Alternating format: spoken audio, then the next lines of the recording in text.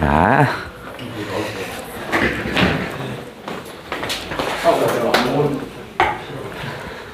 자, 이제 우리는 어디로 갈 거냐면 27을 먼저 하고 그 다음에 오늘 비문학을 하나 좀 다룰 거야. 자, 27조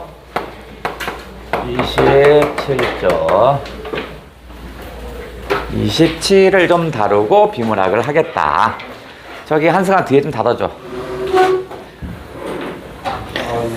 자, 그래서 27에 봤더니 우리 EBS에 나온 것은요, 유리창에 나왔네요. 유리창은 개념 몇 강이야 이거? 개념 7강이야? 뭐야 이거? 맞나? 어쨌든 간에 31쪽이래요.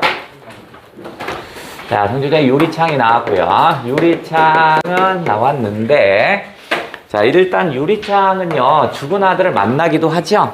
하지만 어떻게 해서 이 유리창 때문에 죽은 아들을 만질 수가 없어요. 그래서 이거는 만남과 단절의 이중성을 지닌 그런 놈이었다. 유리창은. 정지용은 모더니즘파인데 이거는 이제 자식이 이른 나이에 자식이 일찍 죽어요. 그래서 이 정지용 요거는 아들의 죽음을 담은 시고요. 일단 정지용의 일반적인 특징은 1930년대 후반, 30년대 중반 모더니즘파라는 그런 특징을 갖는 거 모더니즘파입니다. 그래서 시각적 이미지를 강조하는 그런 시를 주로 쓰는 사람이 얘야. 얘는 시각적 이미지를 이미지를 중시하고, 그래서 일명 얘네들을 뭐라고 하냐면 그림을 그리는 듯하다고 그래서 회화파라고도 합니다. 얘네들의 가장 큰 특징은 그림을 그리는 듯 하면서 뭐예요? 도시 문명을 비판합니다. 도시 문명을 비판하는 그런 시를 쓰는 사람이 바로 정지용이고, 비슷한 사람은 누구 있었지?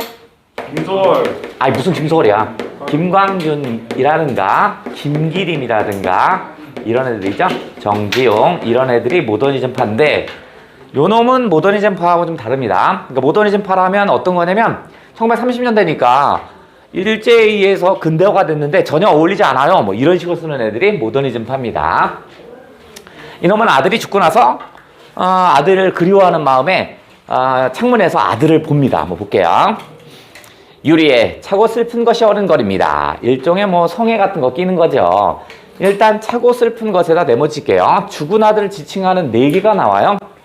차고 슬픈 것, 그 다음에 세 번째 줄에 언날개, 그 다음에 6번째 줄에 물먹은 별, 그 다음 맨 밑에 줄에 산새, 첫 번째 줄 차고 슬픈 것 뭐 네모 쳐보고요. 세 번째 줄 언날개, 6번째 줄 물먹은 별, 마지막 줄에 산새, 모두 다 죽은 아들을 지칭하는 비유적 표현이었습니다. 유리에 차고 슬픈 것이 아른거린답니다. 이렇게 유리가 있으면 내 눈에 이렇게 봤는데 어휴 하고 뭐 한숨 같은 걸 쉬었는데 이게 뭐처럼 보이는 거야? 이거 아들처럼 이게 보이는 겁니다. 아들처럼. 뭐 이런 얘기야. 근데 차고 슬픈 것이라는 건 성애니까 당연히 찰 테고, 그 다음에 죽었으니까 차다라는 의미를 쓰기도 한 것 같아요. 또 갑니다. 열없이 붙어서서 입김을 흐리우니 어휴 뭐 이런 식으로 길 잃은 양 언날개가 파닥거린답니다. 언날개랍니다. 아마 이게 성애 같은 거니까 내가 한숨을 허우 쉬었더니 한 성애 같은 건데 이게 점점 이렇게 사라지겠죠? 그죠? 성애를 꼈다가 그게 뭐처럼 보이냐면 죽은 아들이 사라지는 이런 모습처럼 보이나 봐. 내 눈에는요. 지우고 보고 지우고 봐도 이건 뭐야? 그리움이죠? 아들 뭐 이러고 있는 거야. 그러니까 또한 간절한 그리움이겠지. 지우고 보고 지우고 봐도 새까만 밤이 밀려나가고 밀려와 부딪힌답니다. 그러면 새까만 밤이 밀려와 나가고 밀려와 부딪힌다 했으니까 시간이 흐른다라는 것 같아요. 그죠? 점점 깜깜한 밤이 됐어요. 이런 말인가 봐. 그렇게 해석했다라면 시간이 흐른다라는 추상적인 것을 시각화, 구체화시켰군요. 추상적인 거, 시간의 흐름을 구체화시켰습니다. 어떻게? 시각적으로. 그러니까 이게 시간이 흘러간다라고 했다라면 시간이 흘러가는 걸 시각적으로 표현했으니까 추상적인 것을 구체화했다. 이 말이 되고, 아니다. 아들이 죽었으니까 이 새카만 밤을 죽음의 세계라고 친다면, 새카만 밤을 죽음의 세계로 친다면 죽음의 세계가 밀려나가고 밀려와 부딪힌대. 나의 의지와는 관계없나 봐. 그러니까 아마 그렇다면 이거는 뭐야? 뭐 불가항력적인 죽음의 세계? 이거 아들이 죽는 건 어쩔 수 없었어. 뭐 이런 불가항력적이야. 내가 어떻게 막을 수도 없고 뭐 이렇게 할 수도 없다. 뭐 이런 얘기인가 봐. 그래서 새카만 밤을 죽음의 세계로 해석할 수도 있고 아니다. 내가 지금 유리창에 기대서 오랜 시간 지금 아들을 보고 있다라고 한다면 추상적인 것을 구체화했다 해도 괜찮고요. 물 먹은 별이 반짝 아마 눈물이 떨어졌나 보죠. 보석처럼 박힙니다. 그 다음에 거기에 쉼표 같은 거는 감정을 절제하는 기능이 있다고 그래서 쉼표는 시는 원래 짧은 글이니까 쉼표 같은 거 안 써도 알아서 잘 쉽니다. 근데 의도적으로 쉼표를 썼다는 건 어떻게 읽게 되냐면 물 먹은 별이 반짝 이렇게 읽게 된다고요. 그러니까 감정이 뚝 떨어집니다. 감정이 절제되는 기능을 갖습니다. 밤에 홀로 유리를 닦는 것은 아들을 만나기 위한 행위겠죠. 밤에 홀로 유리를 닦는 것은 외로운 황홀한 심사랍니다. 역설법이 되죠. 외로운 황홀한 심사래요. 역설법이 되려면 당연히 모순이 되고 두 번째는 의미를 가져야죠. 그러면 심사는 마음이거든요. 나는 왜 황홀한 마음이 들었어요?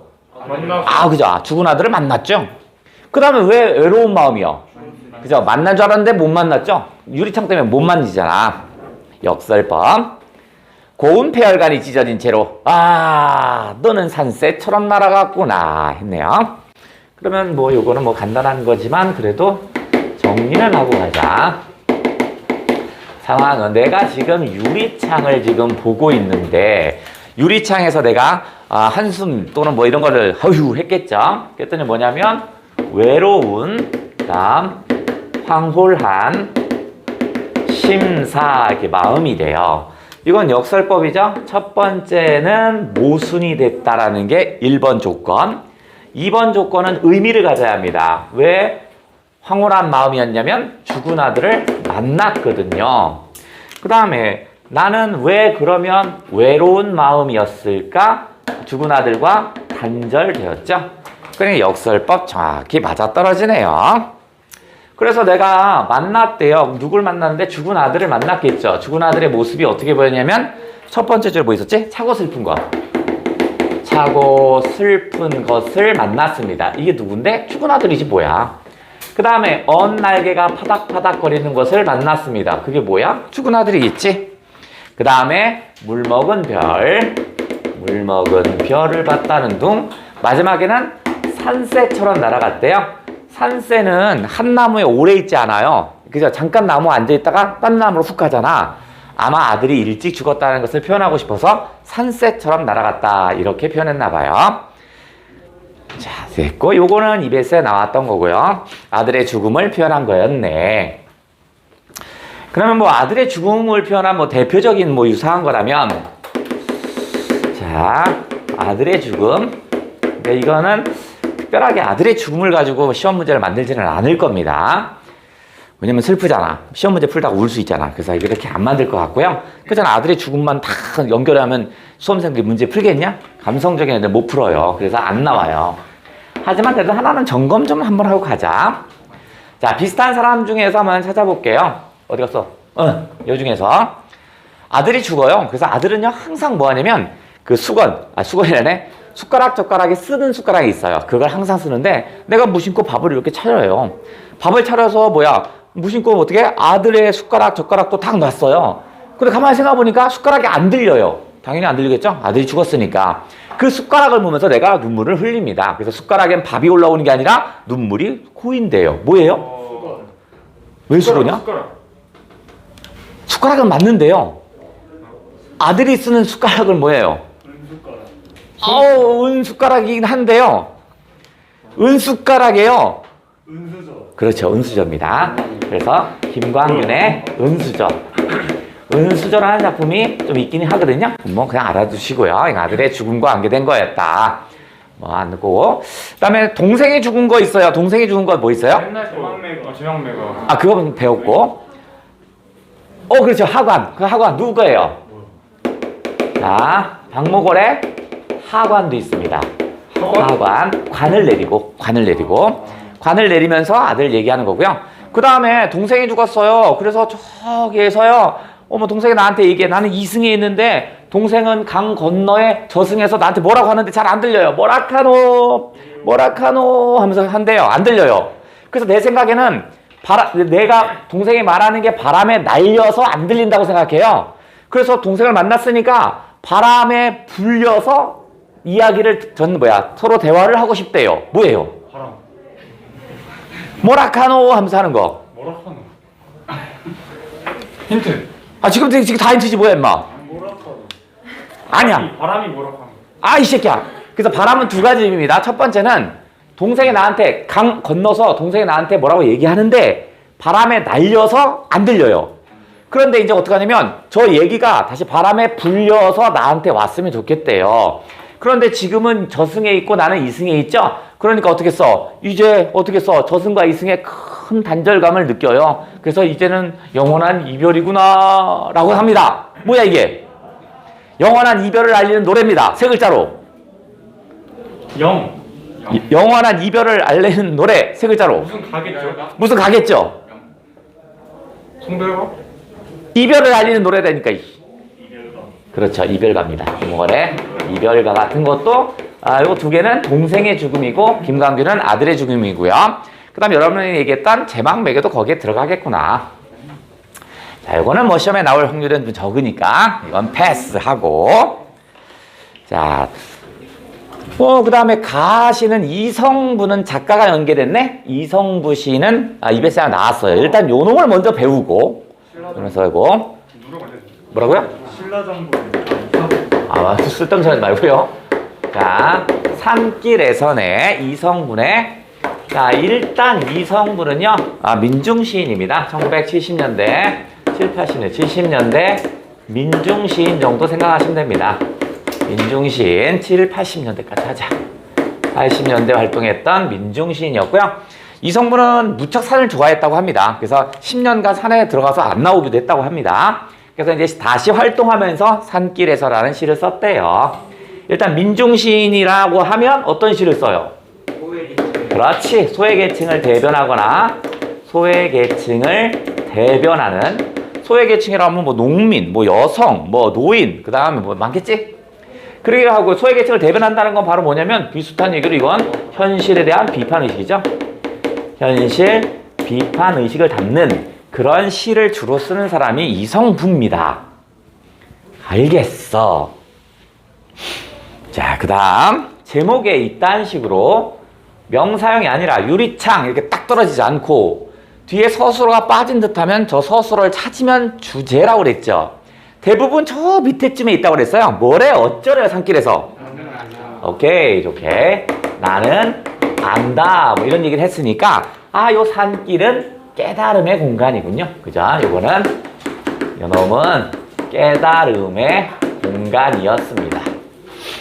산길에서 나는 뭘 깨닫나 봐요. 자, 이거 일단 한번 배우고 EBS 한번 또 연결해 볼게요. 자, 요 산길에서는 작년에도 EBS에 좀 나왔던 거예요. 근데 작년에는 시험에 6월에 한번 나왔나? 안 쓰셨나? 잘 모르겠다. 어디 보세요.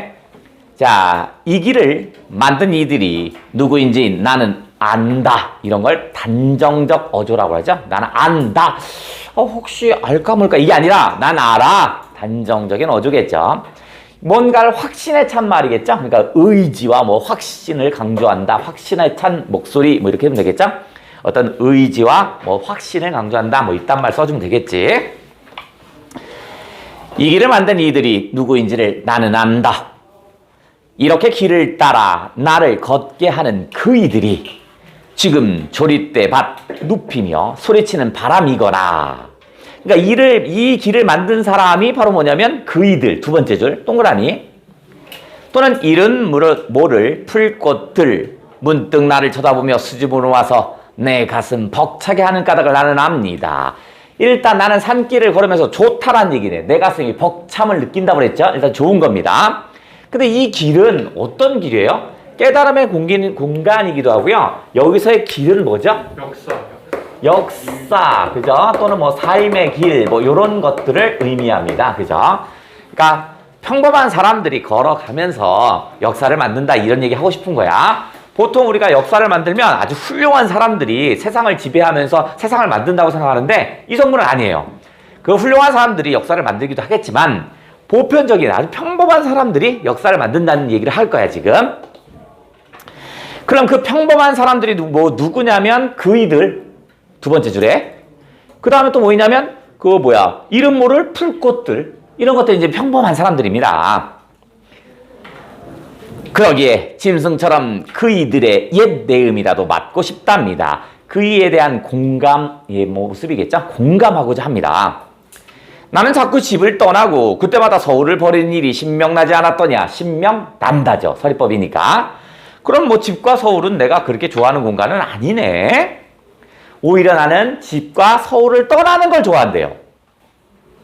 무엇에 쫓기듯 살아가는 이들도 힘을 다하여 비칠거리는 발걸음도 그러니까 무엇에 쫓기며 살아가는 사람이니까 바쁜 현실을 살아가는 사람일 수 있고요.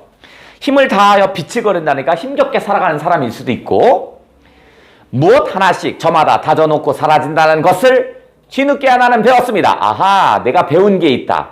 뭐냐면 쫓기듯 살아가는 사람, 아주 평범하거나 아주 소외된 사람이겠지. 그 다음에 그 밑에 힘을 다하여 비칠거린답니다. 쓰러질 듯합니다. 힘겹게 살아가는 사람이야. 그런 사람들이 모두 다 다져놓고 간답니다. 이런 사람들이 역사를 만든다란 얘기네. 그걸 나는 뒤늦게나마 배웠습니다. 또는 모든 삶이 다 존재의 의미가 있다. 가치롭다. 이런 거죠. 비슬비슬거리면서 사는 사람도 가치로운가 봐. 나는 그걸 배웠습니다. 이거 봐라. 자, 우리가 첫 번째 줄에 나는 안다에다 밑줄 한번 쳐보고 하나, 둘, 셋, 넷, 다섯 번째 줄에 다시 나는 안다에다 밑줄 쳐보고 지금 읽은 거에 나는 배웠다에다 밑줄 쳐보고 맨 끝에 나는 안다에다 밑줄 쳐볼게요. 그럼 어떻게 써요? 유사한 어조가 변용되고 있죠. 그죠? 유사한 어구가 또는 비슷한 유사한 어구가 변주되고 있네. 그것이 부질없는 되풀이라도 하더라도 부질없는 되풀이 그냥 평범한 삶입니다. 평범한 삶이 그러니까 세상 사람들은 평범한 삶을 사는 걸 부질없다라고 생각하나 봐. 그런 인식하고 있는데 아니야. 역사를 만드는 사람은 평범한 사람이야. 니들이 생각할 때 부질없는 삶인 것 같지? 아니야. 이거 다 가치로운 거야. 이런 얘기하고 싶은가 봐요. 부질없는 되풀이라 하더라도 그 부질없음이 쌓여져서 마침내 길을 만듭니다. 길 따라 그이들을 따라오르는 일입니다. 일이 힘들고 어려워도 왜 내가 지금 주저앉아서는 안 되는지를 나는 압니다. 나는 주저앉을 수가 없답니다. 왜 그럴까요? 너도 살아가는 게 그렇죠. 가치로운 거기도 하고요. 과거의 사람이 길을 만들어서 내가 그 과거 사람의 덕을 보고 지금의 길을 걸어가죠. 근데 내가 걸어가줘야 나의 후세 사람이 길을 따라 오겠죠. 그죠? 그러니까 난 쓰러지면 안 되는 거래요. 오, 그래? 그러면 이것도 정리를 한번 해볼게요. 일단 아까 집을 떠나고 서울을 떠날 때마다 기분이 좋다고 그랬으니까 집과 서울을 이렇게 치고 시작해 볼게요. 그리고 나서 떠나서 나는 어디로 가냐면 산길로 갑니다. 여기를 떠나서 나는 산길로 올 겁니다. 산길에 와서 가슴이 벅참을 느낀다고 했으니까 요놈은 동그라미고요. 이 산길에 와서 깨달음을 얻을 겁니다. 안다부터 해서 깨달음을 얻을 겁니다. 자, 그러면 뭘 깨달았냐? 이 산길은요, 과거에는 누가 걸어갔냐면, 누가 걸어갔어? 앞사람, 과거 사람이겠죠? 앞사람들이 걸어간 길입니다. 걸어간 길이었습니다. 그런데 지금 이 앞사람들이 걸어간 길을 현재 내가 어떻게 했어? 걸어가고 있죠? 이 사람의 덕을 받아서 현재 걸어가는 길입니다. 걸어가는 길이야. 그런데 여기에서 나는 이제 깨달음을 배웠습니다. 난 깨달음을 얻었어요. 앞사람들이 또 걸어간 길이기 때문에 내가 걸어갈 수 있는 거죠. 내가 걸어가야만 어떻게 해서 뒷사람이 따라올 수 있는 거죠. 그래서 내가 뭘 하냐면 주저앉을 수가 없대. 주저앉을 수 없답니다. 왜냐면 미래에 뒷사람들이 앞사람이 아니라 뒷사람들이 걸어올 길이죠. 걸어올 길을 내가 만드는 거죠. 그러면 뭐 길이라는 건 뭐야? 역사 또는 뭐 삶의 길 또는 뭐 이런 것들은요. 뭐야? 모든 사람이 다 같이 이룬 겁니다. 어떤 훌륭한 사람이 길을 만들고 역사를 만드는 게 아니라 모든 평범한 사람이었건 소외된 사람이었던 다 누군가 뭔가를 만들고 간대요. 다져놓고 간대요. 다 가치로운 삶이에요. 뭐 이런 식으로 얘기를 했네. 자, 그렇다면 이성부가 나왔으니까 이성부는 민중시인이라고 한다고 했으니까 이성부는 그러면 현실 비판적인 걸 쓰겠죠? 자, 그럼 연결해 볼게요. EBS 작품으로 연결해 볼게요. 이성부에다 초점을 두볼게요.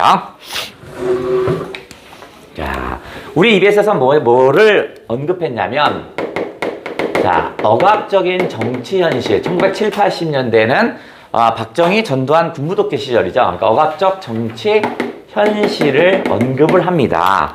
그럼 억압적 정치 현실이니까 아주 부정적인 거겠죠?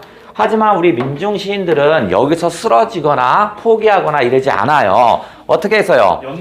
연대도 좋고요. 새로운 시대를 열망합니다. 새로운 시대를 열망하거나 또는 찾고자 하는 그런 의지적인 모습이 보일 겁니다. 그러면 이렇게 되겠죠? 요런 작품들을 한번 찾아보자고요. 뭐라고요? 누룩이요? 어떻게 알았지? 이성부. 쭈구리. 그래. 그러면 벌써 얘기해버렸네. 이성부의 누룩을 한번 해볼게요. 올해 EBS에서는요, 어떻게 했냐면, 누룩은 술 만들 때 쓰는 겁니다. 원래 누룩은 어떻게 하냐면, 메주 같은 거 있잖아. 또는 콩 같은 걸 쏘아서 넣어요. 그러면 그 물에 쭉 가라앉아요. 무거워서. 그러다가 시간이 되면 어떻게 써요? 점점 뜹니다. 떠요. 뜨면서 어떻게 써요? 점점 사가지고 부패하면서 나중에 어떻게 써? 이제 술이 되는 거야. 그러니까 술이 되는 과정을 통해서 인간의 삶을 좀 빗댔고요. 다음 작품에서는 뭐가 있냐면 꽝꽝 얼었던 얼음이 이제 어떻게 날씨가 풀리면서 밑에부터 슬슬 녹게 되죠? 그죠? 녹아요. 그러니까 물이라는 건 원래 흐르는 속성이거든요. 근데 그게 얼어있던 게 흐르는 그 모습을 보면서 우리도 얼어있는 모습에서 흘러가는 모습으로 바뀌어야겠구나. 이런 식으로 해서 같이 두 개를 엮었습니다. 자, 요거부터 해볼게. 자, 요거는 상황은 이제 술이 만들어지는 과정을 통해서 인간의 삶을 좀 빗댈 겁니다. 누룩은요, 지 혼자 되지 않아요. 술은요, 자기 혼자 잘 되지 않아요. 민중도요, 역사를 바꾼다는 거 혼자 하지 않아요. 항상 뭐냐면 알맞은 바람이 있어야 돼요. 알맞은 바람을 가지고 있어야 돼. 그래서 여기서의 바람은 긍정이죠. 그래서 이성부의 누룩에서 시험 문제를 낸다면 바람은 보통 부정적인 느낌이 많잖아. 그죠? 그러니까 구름과 연결시키겠죠? 그죠? 연결시켜. 자, 누룩은 알맞은 바람을 맞으면 밑에 있던 것이 점점 뜨기 시작합니다. 떠요. 그러면서 이제 어떻게 해서 부패합니다. 삭고 사가집니다. 그러니까 점점 어떻게 써요? 썩어야 되는 것. 썩어야 되니까 삭고 사가 무너진다라고 표현하겠구나. 무너집니다. 무너짐. 뭐야 이거? 자, 삭고 사가 무너지기 시작합니다. 요거는 뭘 빗댄 거냐면 민중의 자기 희생입니다. 민중들의 자기 희생을 빗댄 말입니다. 민중들은 무엇을 이루기 위해서는요, 알맞은 조건이 돼야 돼. 무조건 나가서 투쟁합시다 이런 거 안 해요. 알맞은 조건이 되고요. 그 다음에 스스로 자기는 희생을 합니다. 그 다음에 그 상태에서 다시 어떻게 해서 좋은 물을 만나야 돼요.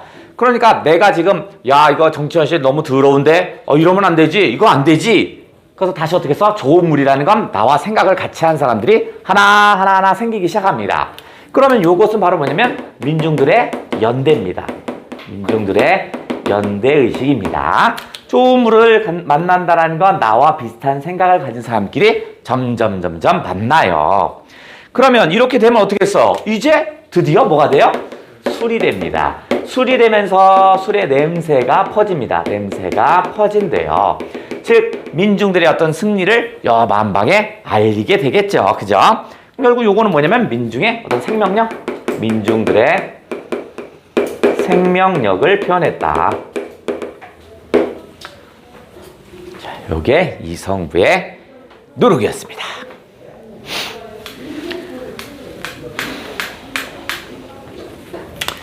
자, 요거는 좀 많이 아는 거니까.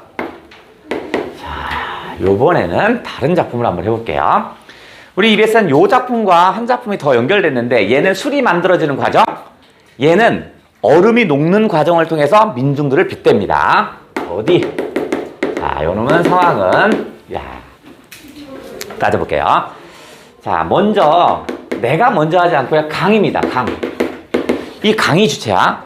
강이 뭐하고 있냐면, 얼음을 깹니다. 얘가 스스로 얼음을 깬다라고 합니다.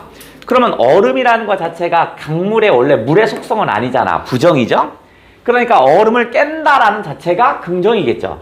그러니까 강물은 스스로 얼음을 깹니다. 근데 이 모습을 내가 봤더니, 그 얼음이 깨질 때 쩍쩍 이런 소리 나잖아. 그죠? 이 내 귀에는 그것이요, 청청한 소리입니다. 청청한 소리로 들립니다. 무척 긍정적으로 들립니다. 부정적인 것을 극복해 나아가는 민중들의 모습입니다. 그죠? 근데 이거는 일단 강이 먼저 스스로 하기 시작합니다. 그리고 나서 깨진 얼음 속에서 물소리가 납니다. 그죠? 물이 흘러가겠지, 이제 드디어. 근데 이 물소리가 나에게는 아주 초긍정으로 들립니다. 이 물소리가. 이 물소리는 어떠냐 했더니, 죽은 땅도 이 물소리 또는 물에 의해서 어떻게 하냐면 목청을 트게 해준답니다. 목청을 트게 해주고요. 그 다음에 주의할 게 있는데, 풀잎에서도 운다 합니다. 풀잎에도 운다인데, 요거는요, 생명력을 불어넣는다 이렇게 해석해야 돼. 운다 부정을 해석하지 말고요, 생명력을 불어넣어주는 겁니다. 당연하겠지. 풀이 있으면 물이 있어야 자라는 거니까 여기서 운다는 긍정입니다. 운다에서 부정하면 안 돼. 생명력을 불어넣어주는 것이 물입니다. 물. 그러니까 이제는 강이 저렇게 깨는 모습을 보고 나도 참을 수가 없어. 민중들아, 우리는 어떻게 해야 돼? 우리도 같이 하자. 우리 스스로 강을 어떻게 할까? 이루자. 그죠? 강을 깨는 게 아니라 얼음을 깨다. 얼음을 깬다. 이렇게 얘기하네. 자, 그러면 여기도 이렇게 되겠죠. 이게 뭐예요? 강을 건너면. 아니에요. 얼음 강을 건너면. 그죠? 강을 건너며 라는 작품이고요. 당연히 어른 같은 경우는 시적 허용이겠죠. 그죠? 강을 건너면 돼. 그죠? 건너며고요. 얘도 마찬가지로 정의성입니다. 정의성도 민중시인이니까 같이 어른 강을 건너며. 뒤쪽에 보시면 건너면서 나는 뭐냐면 물을 마신다 이렇게 얘기해요. 물을 마신다 이렇게 표현할 거거든요. 물을 마신다는 건 생명력을 갖겠다는 얘기겠죠.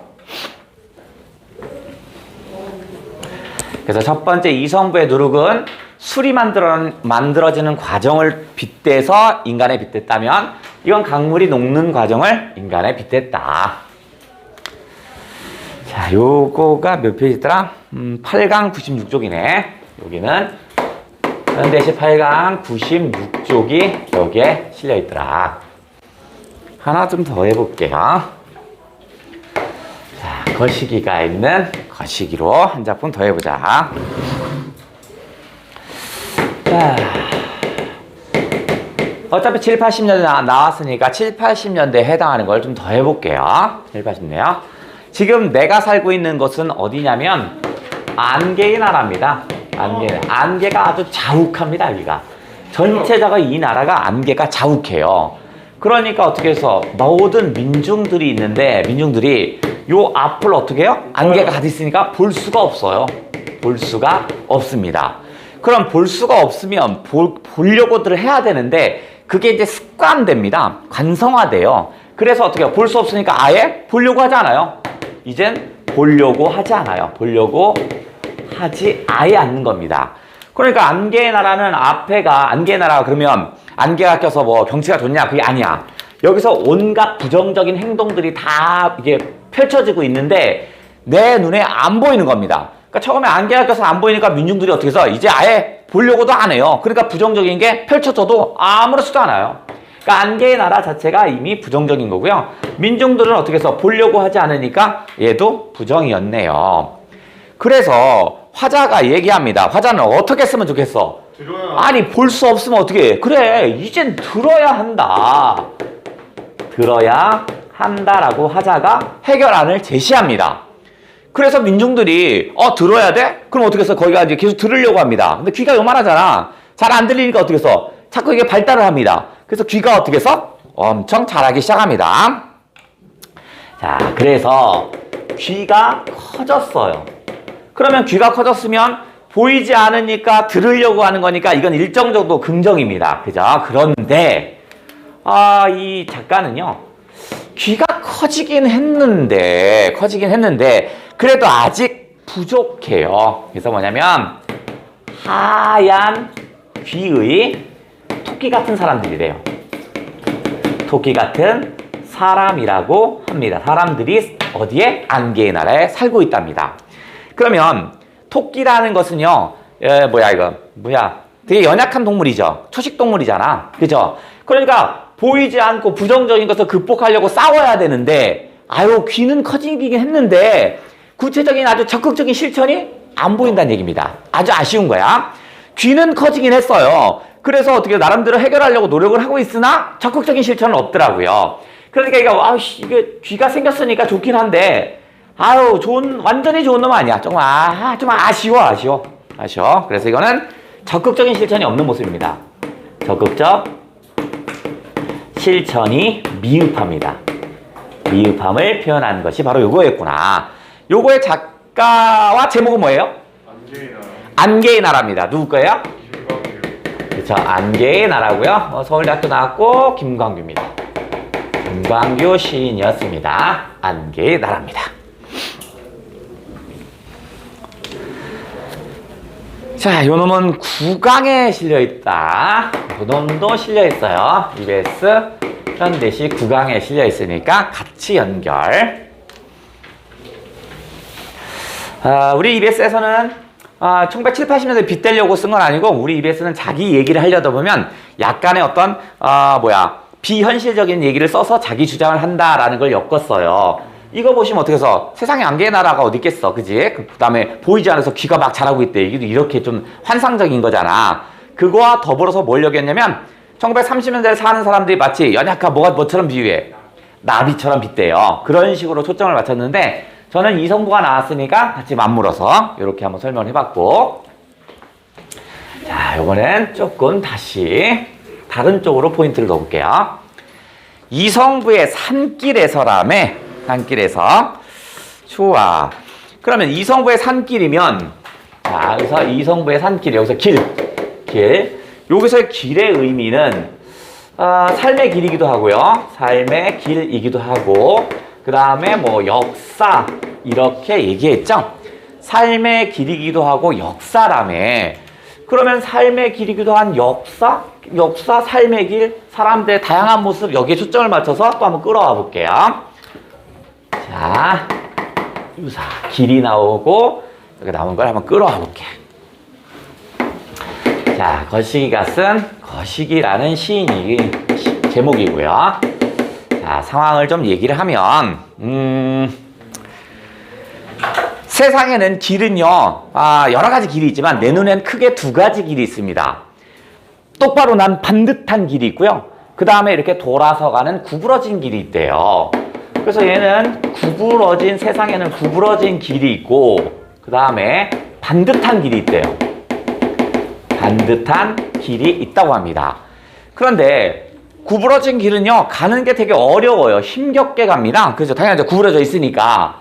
하지만 반듯한 길은 어떻게 써요? 직선으로 가면 되니까 되게 쉬운 길입니다. 그래서 요 구부러진 길은 어려움이 보이고요. 여기에서는 어떤 쉬운 길입니다. 쉬운 길입니다. 자, 그런데 구부러진 길은 좀 느리게 가는데 문제는 뭐냐면 이렇게 구부러지다 보니까 그 사람을 안고 여러 가지를 다양한 삶을 볼 수가 있습니다.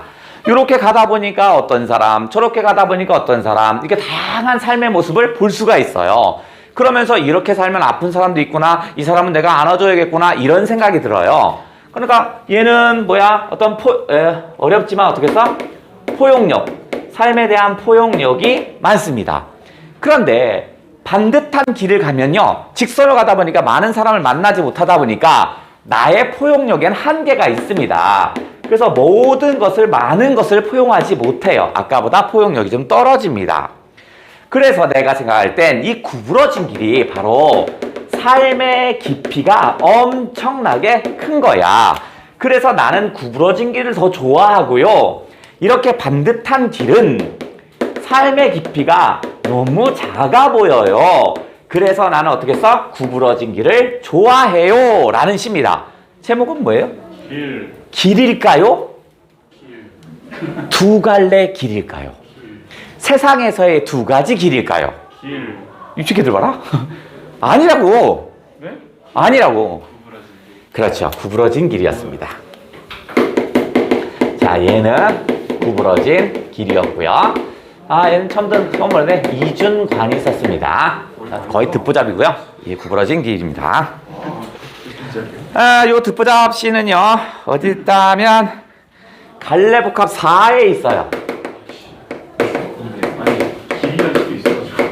갈래복합 4에 있으니까 체크 한번 해주시고.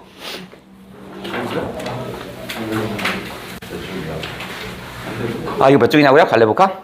248이요. 네가 찾아봐, 이씨.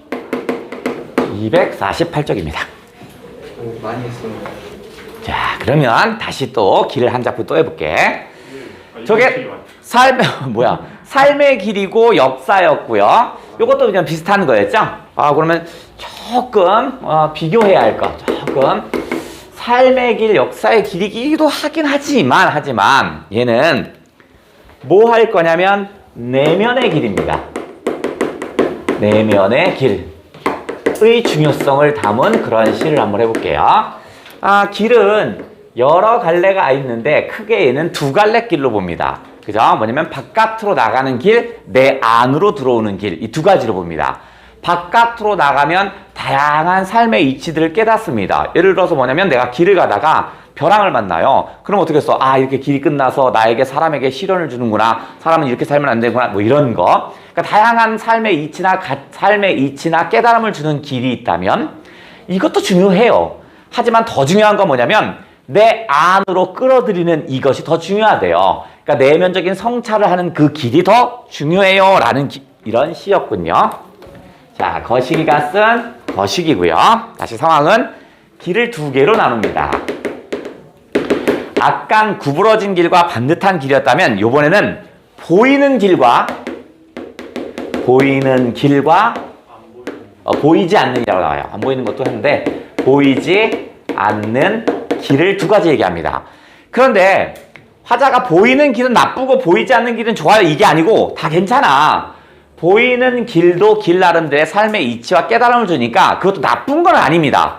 하지만 더 중요도가 보이지 않는 내면을 성찰하는 이 길이 더욱더 중요하다는 얘기를 하고 있는 이런 시입니다. 이게 훨씬 더 중요해요 라는 얘기를 하고 싶은 거야.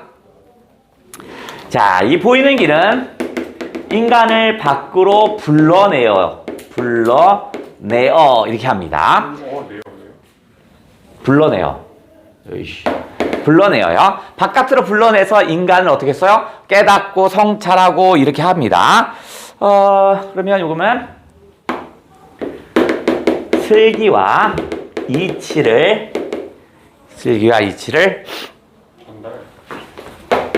가르치는 속성의 길입니다. 길의 종류에서 인간에게 슬기와 이치를 가르쳐주는 그런 길입니다. 바깥으로 가다 보면 다양한 사람들을 만나면서 이렇게 사는 게 맞구나, 이렇게 살면 안 되는구나, 이런 다양한 깨달음을 준다고요. 이런 길이 있고요. 그 다음에 이 보이지 않는 길은 바로 뭐야? 안으로 끌고 들어가. 안으로 나를 끌고 들어가요.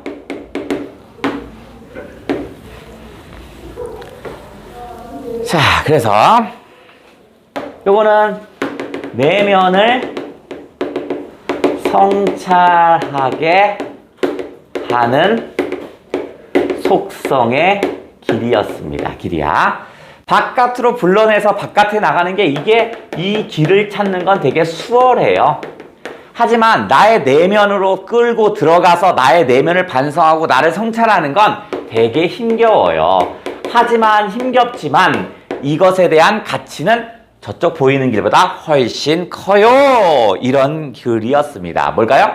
길. 누구? 신경림. 신경림의 길이었습니다.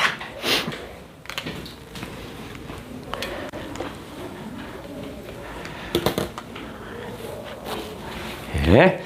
자, 그러면 지금 저기 준기야, 탁 꺼져. 아예 꺼버려.